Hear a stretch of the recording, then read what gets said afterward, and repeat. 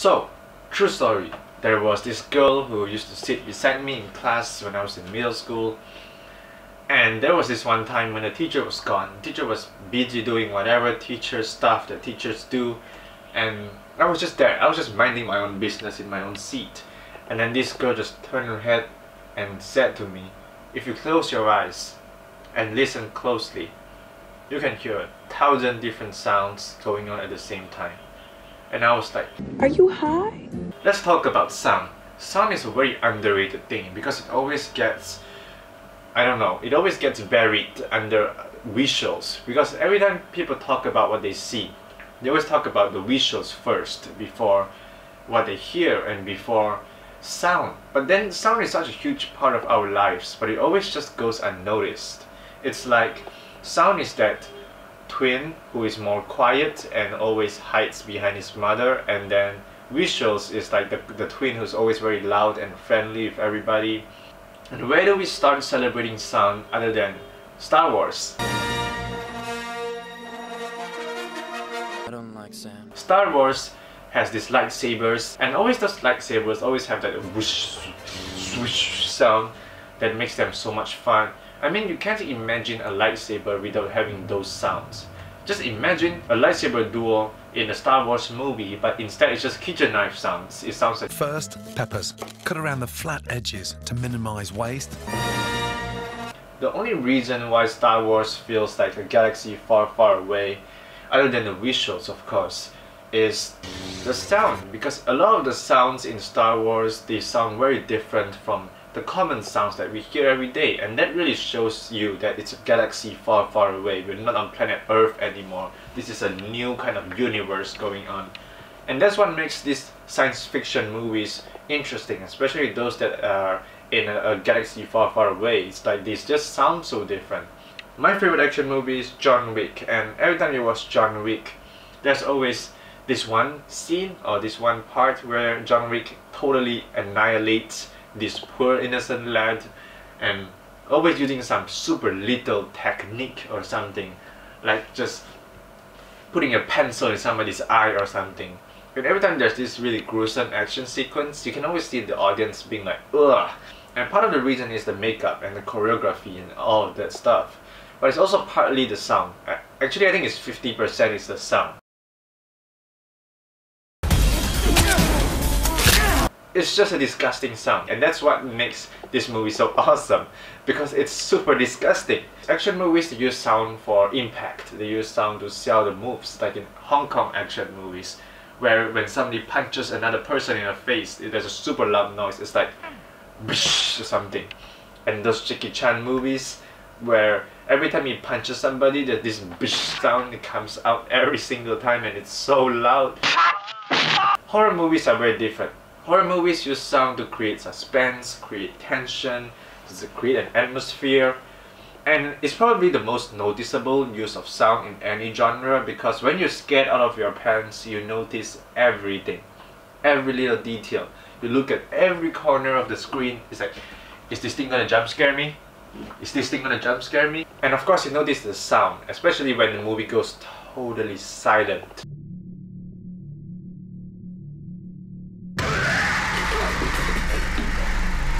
That's when you know something scary is about to happen, and then you're just waiting for the scary thing to happen and just looking around where the jump scare is gonna come from.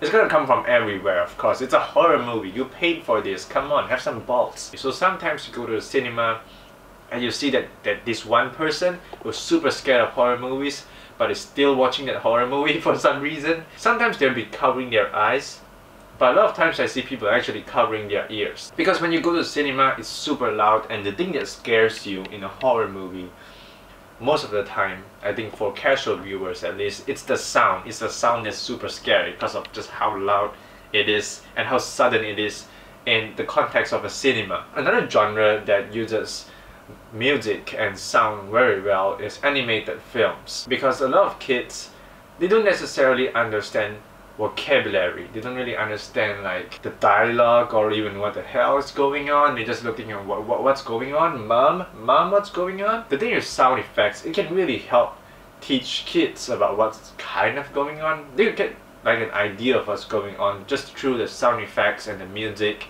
I mean, those things can communicate more effectively to children instead of dialogue, and that's why you see a lot of animated films where they have lesser dialogue and a little bit more action or sound effects, or in the case of a Studio Ghibli film, just pure atmosphere, because those are the stuff that kids are gonna understand even if they don't understand whatever language the movie is in. And especially with something like a cartoon, like a Tom and Jerry, those classic Hanna-Barbera kind of cartoons. When you see Tom sleeping on a banana peel and you hear that whoop sound when Tom slips and falls, then you know you're supposed to laugh because it's a funny sound. And the kids understand that. They understand, okay, this sound is funny, I'm supposed to laugh. That is their first level of understanding towards a movie. It's through the sound effects. Of course, the animation is gonna help as well. But imagine if you see Tom and Jerry and you see Tom sleeping, but instead of the usual banana peel sound, you hear the sound of like a head cracking open. Like kids are gonna be a little bit scared when they hear that sound. They're not gonna think that Tom and Jerry is a comedy anymore, because it's just gonna be a super violent show about two animals trying to murder each other in cold blood. I mean, it still is that, but with the funny sound effects, at least it's a little bit funnier version of that. There's also a lot of directors who, when they want you to cry, they play all this sad piano music in the background, and you're not feeling sad actually, but you start seeing tears coming out of your eyes. You don't know why. You know where else some can be found? Video games. That's right, I'm talking about video games now. Wanna know the name? Devil May Cry. Sounds in old video games have a very unique type of flavor. I guess you could tell it immediately. Those NES, Super NES type of sounds, those sounds are charming.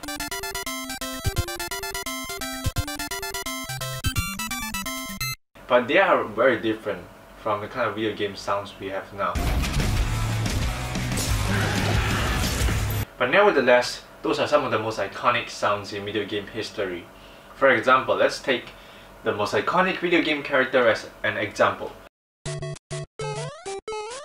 This guy is probably the most iconic video game character ever. I mean, if you told me before Mario was invented that the most famous video game character is gonna be an Italian plumber, I'm gonna say you are crazy. But it seems like it's true. Like the most famous video game character is an Italian plumber. And the thing with Mario is, what does Mario do? Mario jumps. Correct. Good answer. I'm gonna give you 5 points for that. The thing with Mario jumping is, part of the thing that makes this jumping so iconic is the sound that its jumping makes. And the thing with jumping is, without the sound, it's just a pixel. It's just a pixel going up and down. But when you add the sound, we call it jumping. It's just jumping. Mario has endured for so many years, so many generations, and until today, his most famous thing, he still jumps. That's what he does. Part of the reason that Mario is so iconic, it really is the jumping sounds and the sounds of the whole game. And there's also other iconic sounds in video games. Like every time I hear that sound from this first Sonic game, when Sonic is about to drown, the sound just gives me so much stress, and it just makes my head wanna explode. Where every time I hear that sound, I think of drowning. And then there's the portal gun sound. I can't pass those portal puzzles, I have to look for a walkthrough on YouTube, so every time I hear the portal gun sound now, I just feel like an idiot. A lot of different video game sounds have the same effect. They are just rooted inside your brain. Every time you hear these sounds, you immediately think of the video game, and you immediately think of the times when you play the video game. Every time I hear about Cuphead, every time I hear that Cuphead sounds, any sound from Cuphead, I just think of all of my failures, how many times I died in Cuphead. Another thing about video games are guns. If there's one thing that video games love, it's guns. Like, there's 10 video games, 9 of them have guns. Video games just really like guns. How many times have I said guns? Okay, the thing with guns is, you have to make them sound really, really good. Otherwise, they don't sound like guns. Guns make some of the most explosive sounds in video game history. Guns are the reason why your mom says that video games are too loud for your own good. And my favorite first-person shooter game of all time, Doom. It has a super shotgun, and the super shotgun, it sounds so badass. Every time you pick up the super shotgun, you shoot a demon in the face, you feel like a king of the world because of that sound that it makes, it's just so satisfying. You feel like you're going up to heaven when you hear that sound. Doom in general has a lot of great sounds. It's just a masterclass in sound design. Especially in Doom, whatever weapon you're using, whatever enemy you're attacking, or even at times when enemies attacking you, all of those sounds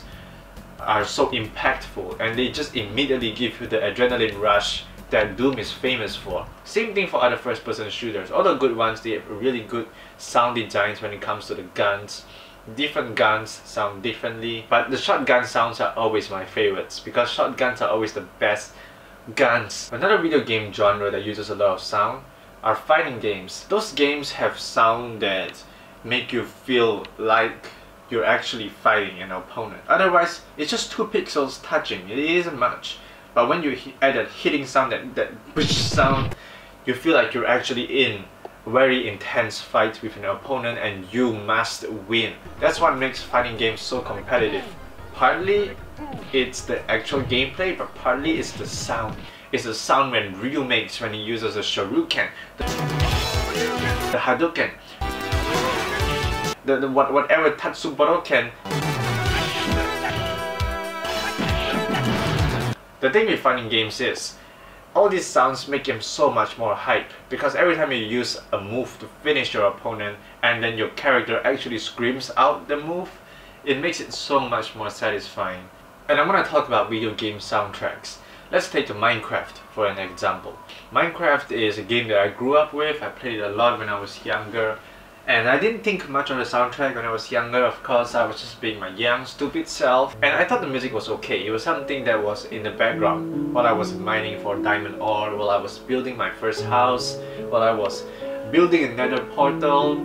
You know, the usual stuff that you do in Minecraft. And then one day I stopped playing Minecraft because, I don't know, I just had enough. I just moved on to other video games and other stuff in life. And after a few years, I went back to the Minecraft soundtrack. I listened to the Minecraft soundtrack, and all these memories, they came flooding back into my head. Memories of me building my first house with my friends, memories of me mining for diamond ore. All these memories, they're just all coming back at the same time. It's too much to handle. And that's the power of video game soundtracks. Even now, whenever I hear the Minecraft soundtrack, I still feel so nostalgic for that different part of my life that I could never go back to. And that's the power of sound. It may not be straightforward, overwhelming like visuals are, but they evoke a sense of emotion. They evoke a kind of memory that was just placed at the back of our heads for such a long time. It just brings it up back to the surface again in such a powerful way. Sorry, I had to pee. Now let's talk about music. Music is probably the most enjoyable and accessible way to appreciate sound, especially since it is purposely created for the whole sole purpose of music is just the expression of oneself through sound. Who discovered music? It's probably some caveman just banging 2 rocks together. It's like, and there's like 3 different cavemen all banging rocks at the same time. And then there's this one caveman who's just banging out a semi-quaver or something. And that's how they discover music, probably. But the thing about music, it's not just discovery that makes it impressive. There's a whole music theory that you have to learn and understand. There's like 5 lines and a lot of dots on the 5 lines. And it starts with C, it's weird. Why doesn't it start with A, it starts with C? What? I don't know who invented music theory, but they must be really, really drunk or really, really high. But then it works. It actually works as a system. Otherwise it would not have survived so many years. It actually survives as a solid system for human beings to comprehend and create and compare music, and it's actually pretty helpful for people who study music theory. How does somebody invent a musical instrument? Does somebody just wake up one day and like, okay, today I'm gonna invent a piano? It's just amazing that there are so many musical instruments out there and they all sound so differently. Which musical instrument is better? There's no real answer to it, but if you say kazoo, you're probably wrong. And The thing with musical instruments is they all sound good individually except the kazoo. But when you put multiple musical instruments together in a certain way, it becomes even better. It becomes this amazing singular sound that is what we usually associate with music nowadays. It's just the layering of all these different musical instruments. Sometimes it doesn't even have to be an instrument. It can just be like an electronic voice or something. Just all this layering of sounds that create what we know today as music. It's the ice cream truck. The ice cream truck is creating music. Most artists usually stack up different layers of sounds to create one song. And when you hear one song, it sounds kind of simple, but actually it's like 2,000 different sounds layering on top of each other. And when you actually listen closely to a song, you can hear all the details inside it. And it's so cool every time when you hear a song the second or the third time and you hear these details that you didn't hear before. Every time you hear different details because it's just super complex. Making a song is a very complex thing, but at the end it's just condensed into like 3 minutes or something. And a lot of people like to just play music as in the background and they just do whatever they do. But if you actually take the time and actually focus on the music that you are listening, you're gonna get so much more than if you just listen to it in the background. Now, one of the things that make a song so great as well, especially if we're talking like mainstream music, mainstream pop music at least, what people listen to most is definitely the voices. Alright, if it's a rock song, I probably listen to the guitar more than I listen to the voice. But usually pop songs, it's the voice that stands out the most. And the thing with the voices, it's actually also pretty impressive like how many voices there are in the human population. Because with every person that has a sweet voice, there's also probably another person with a voice that's so deep it sounds like he went through puberty 6 times in a row. And then there's this one guy with a super high-pitched voice that sounds like he's still 4 years old, although he's actually 40 years old. That's a terrible voice. There's all these different voices that all these different people have, and it's so amazing that the range of human voices throughout the whole planet Earth is just, there are so many different voices. And how can we talk about sound without talking about language? Because language is how human beings communicate. It's how I'm talking to you right now. I mean, if language never existed, all of us would have to communicate through hand gestures. And hand gestures are definitely a completely valid way to communicate, a completely viable way to communicate. But the most straightforward way would definitely still be languages. Imagine those cavemen, you know, cavemen who still don't know languages or any hand gesture languages. They just know they want to express themselves. And like, how do you tell somebody that you hate them if you don't have language? You can't say a bad word, you can't say the F word. So if you see somebody you really hate them, all you can do is just like slap them in the face or something. That's a very extreme example, but it is one of the uses of language. And the thing with language is there's a lot of languages in the world. There's a lot more languages than you might expect. You know, some countries have multiple languages, some states have multiple languages. It's like so many languages in the world, and a lot of languages no longer exist because nobody speaks them anymore. I'm pretty sure those cavemen tried to create their own language. It's probably like ooga ooga booga, but nobody learned them anymore, so we no longer know the caveman language. I'm sorry. But the thing of languages, there are a few phrases in language, in no matter the language, that are universal. You know, swear words. I'm talking about swear words. They sound universal no matter the language, no matter what language you're speaking. If you say a bad word, I mean, people gonna know. I love you is also a pretty common phrase that is pretty universal in a lot of languages. I mean, it sounds romantic no matter the language. But let's face it, it sounds the most romantic when it's like French, because French just have the best accent ever. Je suis pas d'ici. I'm so sorry. I don't understand. I'm not from the country. Je suis désolée. J'ai pas vu. I did. But sound is a lot more than just movies or video games and music. I'm just saying all of that stuff because I'm a nerd and I never get out of my home much. But for different people, sound is gonna mean different things. But there's one thing in common, I think, that the thing with sound is you never really notice it until one day it's gone. And maybe you still don't notice it even when it's gone. But one day when you hear back the sound that you heard so many years ago, it's gonna put you back in that time in your life again.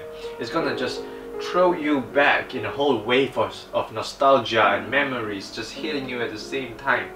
Like, sound is really powerful. It can evoke so much emotion and memory from a different part of your life just by hearing that small snippet of sound. And I just want to make this video to say, I don't know, maybe appreciate sound a little bit more, because maybe one day sound will be gone. Maybe one day that these 1,000 little sounds that make up the whole part of your life, one day it'll be gone. When you move to another country, when you get a new job, all these sounds that you're so familiar with will be gone. And one day when you hear back these sounds from your old life again, you're gonna start to miss them. And I guess that's the whole point of this video. It's just, sounds are beautiful.